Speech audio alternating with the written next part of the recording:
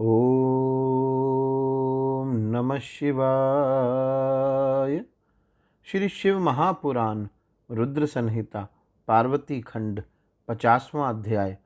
ब्रह्मा जी बोले, हे नारद, तदंतर मैंने शिवजी की आज्ञा से मुनियों के साथ परम प्रीति से शिवाशिव के विवाह के शेष कृत्यों को संपादन किया। उन दोनों के सिर पर आदर पूर्वक मांगलिक अभिषेक हुआ और ब्राह्मणों ने आदर के साथ उन्हें ध्रुव दर्शन कराया। हे विप्रेंद्र, उसके बाद हृदयालंबन का क्रम तथा बड़े महोत्सव के साथ स्वस्ति वाचन हुआ। ब्राह्मणों की आज्ञा से शंभु ने शिवा की मांग में सिंदूर लगाया। उस समय गिरिजा अत्यंत अद्भुत अवर्णीय रूपवती हो गई। तत्पश्चात ब्राह्मणों की आज्ञा से दोनों एक आसन पर विराजमान हुए और भक्तों के चित्त को आनंद देने वाली अपूर्व शोभा से संपन्न हो गए। हे मुने, तदंतर अद्भुत लीला करने वाले उन दोनों ने अपने स्थान पर आकर मेरी आज्ञा से प्रसन्नतापूर्वक संसर्स्त्रव प्राशन किया। इस प्रकार विवाह यज्ञ के विधिवत संपन्न हो जाने पर प्रभु शिव ने मुझ लोककर्ता ब्रह्मा को पूर्ण पात्र का दान दिया। तत्पश्चात शिवजी ने आचार्य को विधि पूर्वक गोदान किया तथा मंगल प्रदान करने वाले जो अन्य महादान हैं उन्हें भी बड़े प्रेम से दिया। उसके बाद उन्होंने बहुत से ब्राह्मणों को अलग अलग 100 स्वर्ण मुद्राएं, करोड़ों रत्न तथा अनेक प्रकार के द्रव्य दिए। उस समय सभी देवगण एवं अन्य चराचर जीव हृदय से अत्यंत प्रसन्न हुए और जोर जोर से जय ध्वनि होने लगी। सभी और मंगल ध्वनि के साथ गान होने लगा और सबके आनंद को बढ़ाने वाली रम्य वाद्य ध्वनि होने लगी। उसके बाद मेरे साथ विष्णु, देवता, मुनिगण तथा अन्य लोग हिमालय से आज्ञा लेकर प्रसन्नतापूर्वक अपने अपने निवास स्थान को गए। उस समय हिमालय के नगर की स्त्रियां प्रसन्न होकर शिवा एवं शिव को लेकर दिव्य कोहबर घर में गई। वहां पर वे स्त्रियां आदर के साथ लौकिकाचार करने लगी। चारों ओर आनंद प्रदान करने वाला महान उत्साह फैल गया। उसके बाद उन सब ने लोगों को कल्याण करने वाले उन शिव शिवा को महादिव्य निवास स्थान में ले जाकर प्रसन्नतापूर्वक लौकिकाचार किया। तत्पश्चात हिमालय के नगर की स्त्रियां समीप में आकर मंगल क्रम करके दंपत्ति को घर में ले गई। वे जय जयकार ग्रंथि बंधन खोलने लगी। उस समय वे कटाक्ष करती हुई मंद मंद हंस रही थी और उनका शरीर रोमांचित हो रहा था।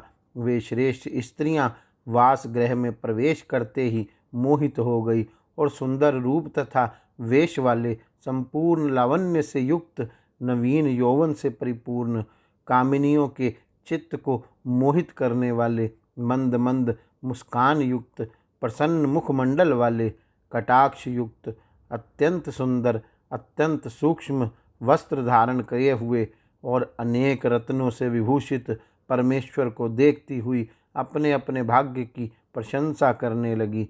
उस समय 16 दिव्य नारियां बड़े आदर के साथ इन दंपत्ति को देखने के लिए शीघ्र ही पहुंच गई। सरस्वती, लक्ष्मी, सावित्री, जाह्नवी, अदिति, शची, लोपामुद्रा, अरुंधति, अहल्या, तुलसी, स्वाहा, रोहिणी, वसुंधरा, शतरूपा, संज्ञा और रति ये देव स्त्रियां हैं। अन्य जो जो मनोहर देव कन्याएं एवं मुनि कन्याएं वहां स्थित थी, उनकी गणना करने में कौन समर्थ है। उनके द्वारा दिए गए रत्न के आसन पर शिवजी प्रसन्नता के साथ बैठे। इसके बाद सब देवियां क्रम से मंद मंद हंसती हुई उनसे मधुर वचन कहने लगी। सरस्वती बोली, हे महादेव, अब प्राणों से भी अधिक प्यारी सती देवी आपको प्राप्त हो गई है। हे कामुक, इनके चंद्रमा के समान आभा वाले प्रिय मुख को प्रसन्नतापूर्वक देखकर आप संताप को त्याग दीजिए। हे कालेश, आप इस सती का आलिंगन करते हुए अपना समय व्यतीत कीजिए। सभी समय आपके आश्रित रहने वाली इस सखी से आपका वियोग नहीं होगा। लक्ष्मी बोली, हे देवेश, अब लज्जा का त्याग कर सती को अपने वक्ष स्थल में स्थित कीजिए। जिसके बिना आपके प्राण निकल रहे थे उसके प्रति कौन सी लज्जा।